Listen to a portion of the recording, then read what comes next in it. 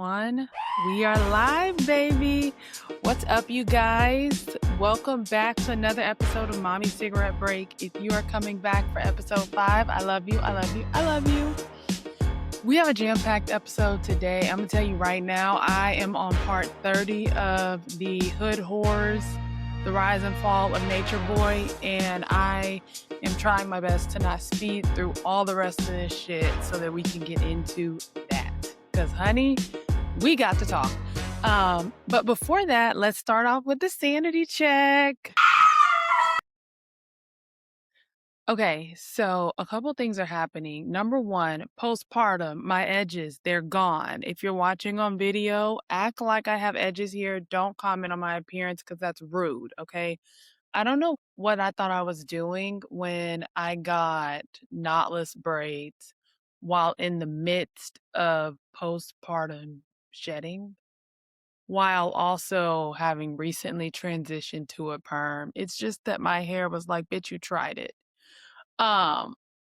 And so I'm fighting for my life to get my edges back. And I don't know. I don't think that you can keep fucking up in this way and your edges come back every single time. I think that at a certain point, when you keep trying them, at a certain point, they just say, you know what, bitch, we're done with you and we're going to abandon you. And I'm praying that that's not the state that my edges and I are in, because we've kind of gone through this merry-go-round a couple of times now. And I'd really like to have them. So that's number one. Number two, I think that I'm about to change my daughter's school. And hear me out. And I know this is some real mom shit, okay? So my daughter's in private school. She's doing amazing in private school. There's absolutely nothing wrong with the school that she's at. It is a phenomenal school. Fun fact, it's the school that I graduated from. Something that my therapist and I talk about a lot is doing things under the guise of it's for my child when it's really me healing something within my inner child. And here's what I mean by that. When I went to this school when I was in high school at the time, it was this rich, well-to-do school. It's being pulled out of this all Black public school and being put in this very rich, very white private school was a major shock. Not to mention, I was going there on scholarship. I was going there in the middle of 11th grade. It was just a culture shock for me, and it turned out to be very good for me. This is not a sob story, okay? It all went well. It turned out to be a very big blessing for me, right? Fast forward, I'm in a position now where I have been able to send my child to this school, although I came to this school on scholarship. And there's a part of me that felt really fucking good to know that I have now reached a place in my life where I could just open my purse and pay for my daughter to go to that school. And she's not a charity case. I didn't have to make any concessions in order for her to be there. I think that younger Chelsea, the 16-year-old Chelsea that felt out of place and like she wasn't good enough, really needed this full circle moment of being able to send my child to this school and for her to be enough. That healed a part of me. Okay, cool. Now that we're done healing, we live in a neighborhood with a phenomenal school. We live in walking distance of a phenomenal school that would give her neighborhood friends and a sense of community. And it would be, one, less expensive. It would be more convenient, but truly, like, the one thing that she doesn't have going to this very fancy private school is friends. I'm talking about friends that you can hit up and be like, hey, girl, I'm going to the park. You want to meet us there? Like friends that can meet her at the neighborhood swimming pool. And this entire summer, I'm just running into parent after parent when we go to the neighborhood pool. And it feels like I'm on the outside of a community that I'm in, but I'm not really in, because everybody in the community that knows each other and that has these friendships or whatever, they go to this school, this really good school. And so now I'm just like stuck. I just am like back at the drawing board of what's the best decision for her. And also, I need to be like, I need to pray on it and be okay with whatever that decision is. And honestly, I feel like I have prayed on it and I've gotten confirmation like 5 times that I need to change her school. And the thought of a change scares the shit out of me, not her, me. And so I said all of this to say, as you can see, I need to go sit on my therapist's couch and talk to the lady because um the thought of change scares the shit out of me. The thought of the unknown, hate it. Oh, don't want to deal with it. And what's so funny about it is that like a lot of times it's us. Like it's us as moms freaking out. My daughter would be fine. Like day one, as long as she finds a friend, day one she finds a friend, she's gonna be good. But it's just those hard decisions that you have to make as a mom that can be so stressful sometimes. And I just feel like dads don't always get it. My husband's like, it's just her school. What's the big deal? I'm like, it's her school. Like, exactly. Like, it's the biggest deal. It's shaping her education. It feels like a life or death decision that I'm about to make. And the answer is probably always somewhere in between what my husband says and what I say. Like, it is a big deal. It's not life or death. Like, the right answer is always somewhere right there in the middle. But anywho, guys, that's what's had me unraveling lately. Like, am I switching my daughter's school? Am I gonna chicken out and not do it at all because she's fine where she's at? I will say, though, I know y'all are probably like, "If nothing's wrong with her school, why would you switch it?" Because we drive 40 minutes every day to get to that school. It shouldn't be 40 minutes, but with traffic and everything, it is 40 minutes, so it's expensive and it's a drive, and we have an amazing public school in walking distance. Okay, so that's it for the sanity check this week. Let's get into what's in the air. By the time you're hearing this podcast, Love Island season 8 will have premiered. I started watching Love Island season 6. So I know, like, you're not an OG Love Island fan, girl. I know. I know I'm not an OG Love Island fan, okay? But I do like the show. And I agree with the OG fans that the Love Island stands get annoying as shit. And we're going to talk about something that I'm annoyed by. So I'm sure you've all seen at this point that one of the contestants has already been removed. So one of the contestants, I believe her name is Vasana, it doesn't matter. Vasana of Montgomery. She has already been removed from the island because a video surfaced of her saying the N-word. She is not black. She is a white woman. There's 2 videos of her that surfaced saying the N-word. One, she's singing a song, and the other one, she's just like, "What's up, my nigga?" You know? I can say my nigga. Vasana can't say my nigga. Like, damn, I'm tired of this. But honestly, I'm at the point now where I'm not sure how frustrated I am with Vasana. Because white women saying the N word is not anything new. And I am not saying, I'm not going down the path that a lot of y'all have gone down, which is to say, keep them on the show. Who cares if they say the N word? No, that is damn sure not the path that I'm going down. So if you thought for a second that I was going to give you some reprieve, I'm not. Because you can't say the N word for any reason. But what I am frustrated by is Peacock's inability to vet these contestants before they announce them and before they go on the show. I'm very over the pulling contestants situation. And I just don't understand how, like, if fans of the show can find out these things, why can't y'all? And I also just feel like, I'll just take myself for example. I can tell you right now, I was hell on wheels when I was in probably like the 7th through freshman year of college. Like, I was hell on wheels on social media. No fucking way you're gonna see me going on one of those shows. I can tell you right now, you would cancel me. I would get canceled so quickly.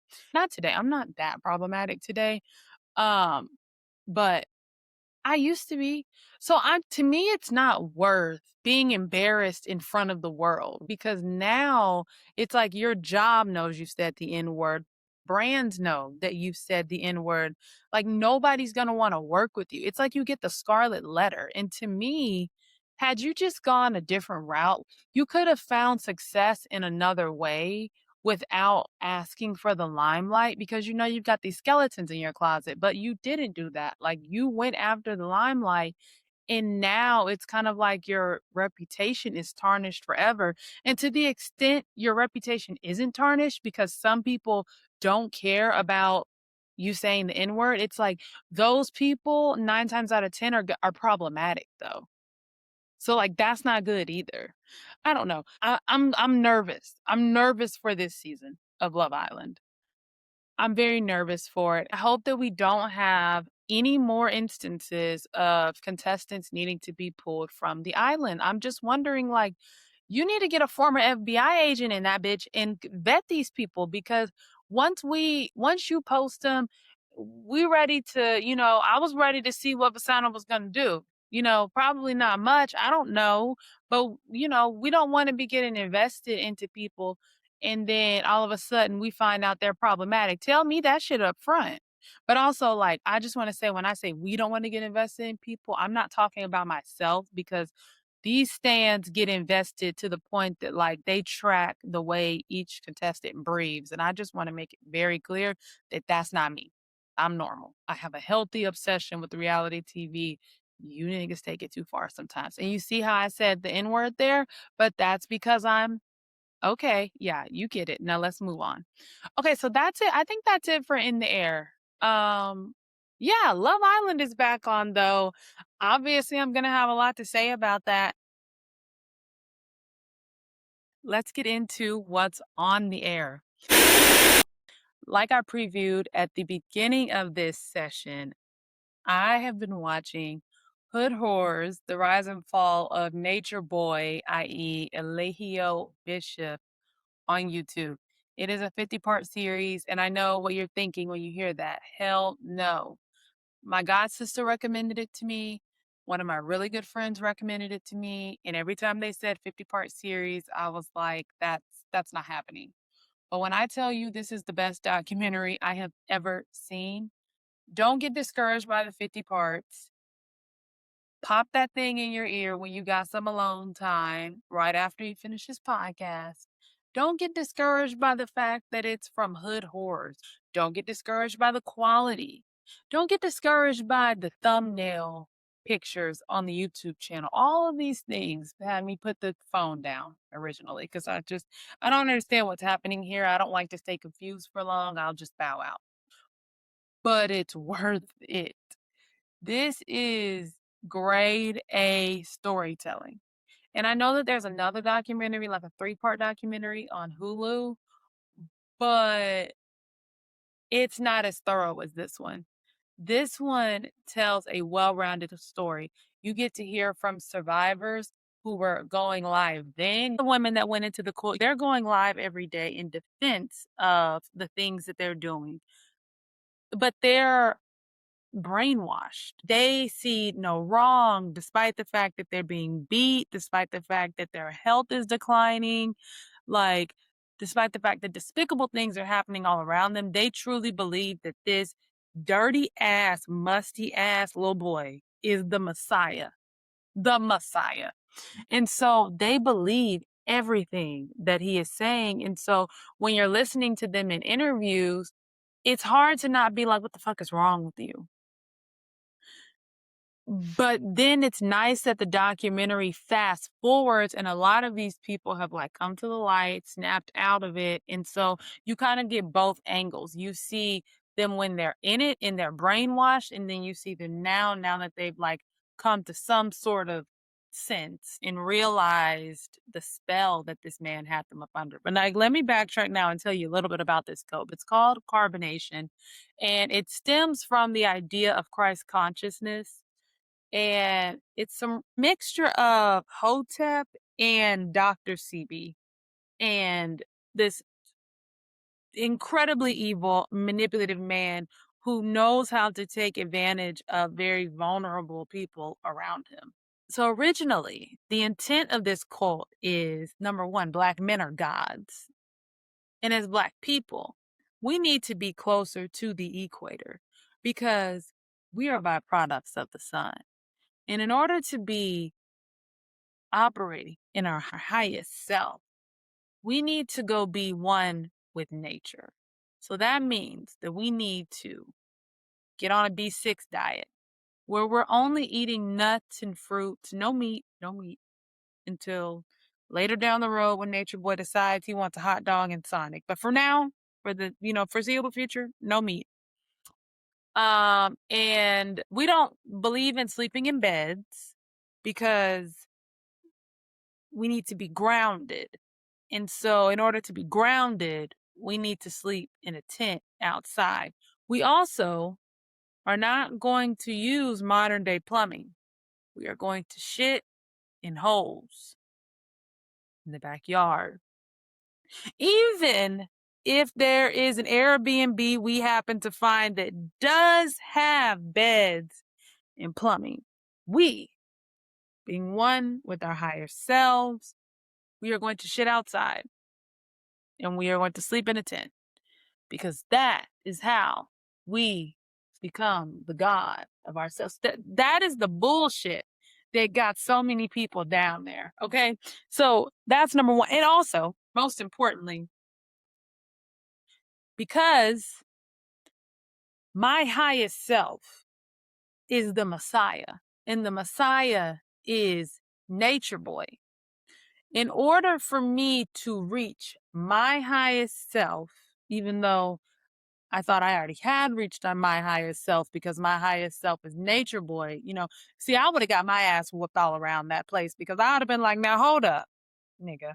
You just said that you are my highest self, but in order for me to reach my highest self, which is you as a Nature Boy need to plug into me. And you plug into me by having sex with me. And because the Messiah is the God that he is, he needs to populate the earth. And so in order for him to populate the earth, he obviously has to be polygamous. And so, yeah, the Messiah, God, he will marry some of the members, at some points, all of the members. And he will impregnate a number of the members. And then when he's tired of them, because, I guess it so happens in this world that God gets tired of you, he will give the women to his wives. He'll give his wives to his male members. And then when he decides on a random Tuesday, like, oh, I want her back. I want Nefertiti back because it's Tuesday. I am now going to take your wife from you, and she now needs to be with me because I, of course, can help her reach her highest self. I know y'all are like, this bitch has lost her mind, but I haven't lost my mind. I'm on part 30 of this documentary. I'm deep off up in there, okay? I'm deep off up in there. And that is what is happening. So that's how the cult started. But then it gets darker than that because there's a certain point, I would say like around the 20s, part 20 something, Nature Boy turns from being bishop and Messiah and teaching the members about knowledge. Even if I didn't agree with it, it was very like woo-woo and outlandish in my opinion. But that was one thing. So I went through like parts 1 through 15. Like, y'all aren't that smart for falling for this. But I definitely have like a former friend who I'm like, I feel like she fully would have fell for that shit. You're talking about nature, go eat berries, like go walk outside with your shoes off, sleep in tents, like be one with yourself. You throw in some astrology, I promise you, she would have been going for the shit. She would have gone for it. And I have an ex that damn near reminds me of Nature Boy. He used to say weird shit all the time. Like, I would be talking about Jesus and he would be like, I really think that it's about really being the God in you. You are the God of yourself, just some shit. And I would just be like, no, like, Parts 1 through 15 ish up in there, I understood how so many people could get on board with this because in my life, I could think of some woo woo ass people who it will be a hop, skip, and a jump for them to get on that same wavelength because they damn near already there. But when we got to parts 20, up in there where the abuse started happening, that's when I really got troubled. Cause it went from being like, girl, why the fuck would you let him make you shit outside? Why would y'all walk barefoot through grass? Like, all of this is my worst nightmare. Why would you let him pass you around from husband to husband? Why are y'all spreading STDs around the group? Like, there were a lot of problematic parts, but to me, it seemed like everybody was willing participants. Did I think they were incredibly bright? No. But I also wasn't like, whoa, these people are being trafficked. So I'm not exactly sure what he would go to jail for. Fast forward, he's currently serving life in prison, right? So I'm like, where are we getting the life in prison from? Okay, by the time we get into the part 20s, and now I'm at part 30, I absolutely see, because he turns into straight up into a gorilla pimp. And it takes a very dark turn. And suddenly there's no more B6 diet. Not only can we eat meat, we can drink. He starts drinking, he starts smoking. He literally went from let's be naked African kings in the woods to looking like a straight up pimp, gold chains at the damn strip club in Atlanta. So a drastic change happens in it. Go watch it, because that's kind of where I'm at right now. I'm at the drastic change, and what has me shocked and what has me stunned, honestly lost for words, is the people around him. I could imagine a world where Nature Boy would be evil enough to do something like that. But where I struggle is the people of him being like damn near criminally stupid. And that's me being harsh. I probably shouldn't say that. But one of the things that alarmed me was the amount of men specifically that allowed the abuse of these women to go on right in front of their faces. And I know that a lot of people are like, they should be put in jail as well. And I was on that train, because how do you gather around as he beats a woman that just had his baby? And I mean, beats her bloody. How do you do that? And like, how do you justify in your mind that that is something that God would do? Like, how are you still seeing him as a god? All the mistakes that motherfucker was making, I'm like, one, how didn't you snap out of it and be like, hold on, I don't think God will be making this many mistakes. Number two, I don't God is musty. Number three, like, you got a little bump on your face. And I just don't think God would have that. God would not have me out here spreading STDs around this damn camp. There are just so many things where logically I feel like you should have been like, whoa, like God would do this.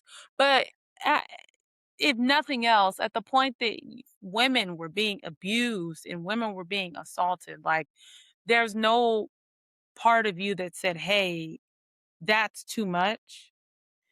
That really, really concerns me. But then I started to notice the amount of men that would leave the group and be on the streets, like be completely homeless.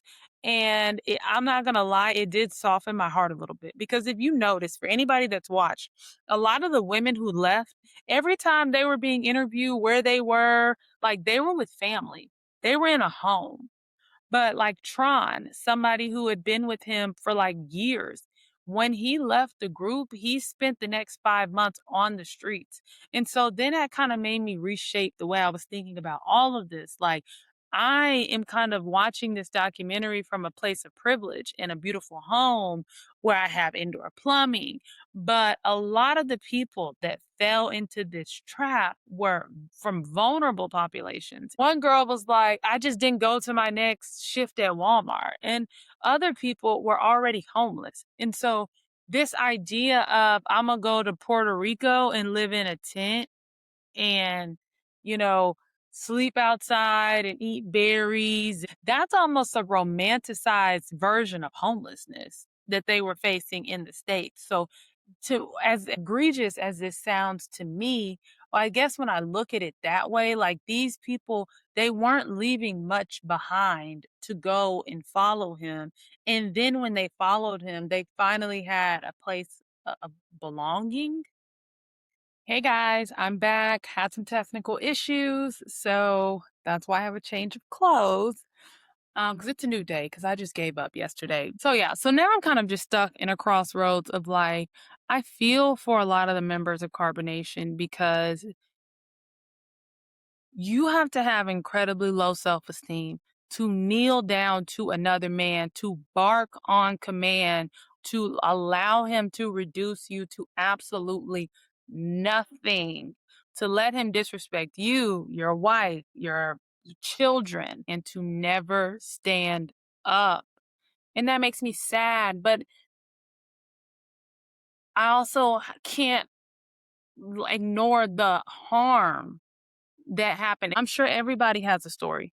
Everybody has a story. A lot of people have troubled childhoods, but not everybody is choosing to project their harm onto other people. So, yeah, Nature Boy's in jail, but I feel like some other people probably should be in jail for some of the things that they allowed to happen under their watch. And watching this documentary, the one thing that I felt once I got through the "you bitches are ridiculous," and once I got over the, maybe I feel sorry for them or maybe I'm mad at them, I just felt like this job we have as mothers is so important.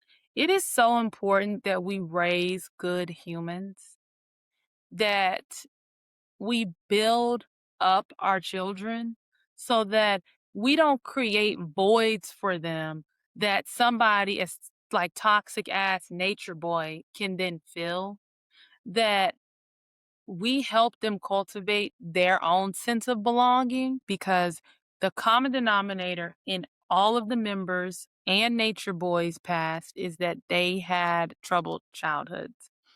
And those troubled childhoods resulted in the creation of a Nature Boy and the creation of Carbonation members that thought so little of themselves and were so gullible and so vulnerable and easily manipulated that they could fall for someone as evil and as toxic as a Nature Boy. And we just have the opportunity to make sure that that does not happen to our kids. And so, yeah, that is what has been like keeping my time, keeping me up at night. I have been trying to make it through all 47 parts of this series, and I will give y'all a follow up once I finish it. But it's a lot going on in this world, truly. Okay, now it's time for Before I Go Back In. And we are back today with part 3 of the Dare to Dream series. And today's topic is quieting the noise, handling the haters. The way I'd envisioned this segment in my mind was we would talk about how we use the haters as our motivators. But it turns out that I've had a change of heart. And I've had a change of heart because I realized over the past week and a half that I put so much energy and so much time into proving the haters wrong. If I tell you that I'm going to climb that mountain and then you tell me, girl, you can't climb that mountain, I am now going to spend the next 30 years of my life, if it takes that long, trying to climb that mountain just so that I can come back and prove to you that I climbed the mountain. It doesn't matter what is going to get sacrificed in that time. It doesn't matter if climbing the mountain is no longer a good idea. I go very far. It doesn't matter if climbing the mountain could be harmful to me. It don't matter if the mountain don't even exist anymore. That I'm climbing what used to be the damn mountain just to prove to you that I could climb it. Okay. I spend so much time and so much energy trying to accomplish goals in spite of people. And it has drained me. I'm over it. And so when we think about quieting the noise, handling the haters, I'm thinking at it a little bit differently these days because the truth of the matter is that outside validation corrupts internal fulfillment.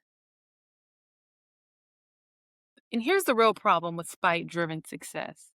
When you stop focusing on your goals and you start focusing on trying to prove somebody right, number one, your focus shifts from purpose to proving a point. So, whatever the reason is that you decided to start the project, let's take the podcast, for example. I could list to you 6 reasons why I started this podcast. There's a platform that I want to build, there's testimonies that I want to tell, and there's people that I want this podcast to reach. That's the purpose behind the podcast. When I take my eyes off of that purpose and I focus on proving a point, trying to prove the haters wrong, I now start looking at things through a different lens. I'm no longer measuring success by the goals I've written on paper. Like, are we growing every episode? Am I reaching new people? What's the quality of the comments? Are people saying that, hey, they got something out of the Dare to Dream series and that now they're inspired to go after their goals? Or am I getting feedback that confirms that, the blessing that I wanted this podcast to be is really showing up as that in someone's life? That is quality. That aligns with my purpose. And I suddenly start focusing solely on metrics. And it's nothing wrong with focusing on metrics, but instead of focusing on the purpose and the impact that it's having, I'm like focused on it hasn't gone viral yet. Hasn't made money yet. So there are 3 problems with spike driven success. Number one, your focus shifts from purpose to proving a point. Number two, you stop enjoying the journey. Number three, you begin measuring your success through the eyes of your critics instead of through your own growth. The goal that I've set for myself is to get better every single episode. I want to be getting better. Everybody's focused on metrics. You can be driven by purpose and align with your purpose and still worry and still care about metrics. I don't think there's anything wrong with that. So let's look at the metrics. If this podcast were to get 200 views, that would be groundbreaking for me. I've never reached 200 views on this channel before. I would be like, wow, based on the goals that I've written out for myself, based on my goal of seeing growth with every episode. I would be breaking a new ceiling, and that should be exciting. But when I was focusing on what doubters and naysayers had to say, I was no longer viewing things in terms of my own definition of success. Instead, I would look through the eyes of my critics and I would say, yeah, 200 views might be like groundbreaking for me, but in the eyes of my critics, that's not viral by any means. In the eyes of my critics, this is not legitimate. So then it's not good enough, thereby taking away the joy of my own journey of building this platform. And you can take the views situation in this podcast example out and insert anything there. But there was definitely a part of me that was robbing myself of the joy in the growth, in the journey, and damn it, just the internal fulfillment that this podcast brings me because I was so focused on making sure that I proved someone right. And what the fuck is the point of doing all of this? No matter what all of this is, what is the purpose of going after our goals if it's just so that we can get to the end of building the business, building the brand, and just be able to say, I told you so, or just be able to prove somebody right? That was a lot of power that I was giving other people when I really should have been pouring that into myself. And I really should have been pouring that into this podcast. And instead of focusing on the naysayers and the doubters, you know who I really should have been focused on? My daughter, who watches me as I prepare to record each episode, who has started creating her own TV show because she's seen me create this podcast, who gets excited about my podcast and talks about my podcast and is always wanting to be a guest on my podcast. And I was thinking of it like, oh, that's cute. But no, it's not just cute because my hope and my prayer is that I am showing my daughter what it looks like to go after her dreams. And she is already starting to mimic that behavior. She already has a journal and she puts down her dreams and her goals in that journal. She already is tapping into her creative side and finding ways that she can explore and that she can make art. And I just hate that I spent so much time fueling myself by focusing on the haters and the doubters and the naysayers when I should have been focusing on the generation that's coming behind me that I can inspire simply by stepping into my own purpose and going after my dreams. And so, in this part 3 segment of quieting the noise, handling the haters, I say fuck the haters. It is simply not worth our time and our energy and our investment to give them any more attention than they deserve, any more of our time than they deserve. Yeah, you can do it in spite of them, but even that gets exhausting. So, what I encourage you to do is the same thing that I have done over the past week and a half, which is find something positive that fuels you and motivates you and wants to keep you going. Find something that grounds you that is worth it. Because the doubters and the naysayers, they simply aren't. They don't know your purpose. They don't know what God called you to do. They don't care either.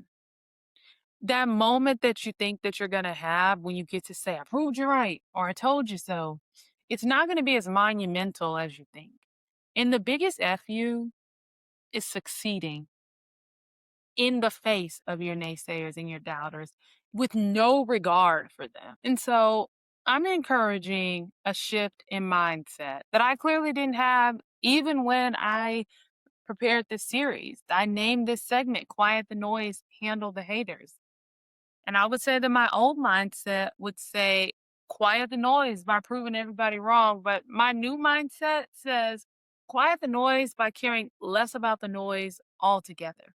And so, in closing, I'll say this: success feels different when it is rooted in purpose and not revenge. I no longer want to be fueled by my haters. I want to be fueled by my purpose. And more importantly, people are watching. My daughter is watching.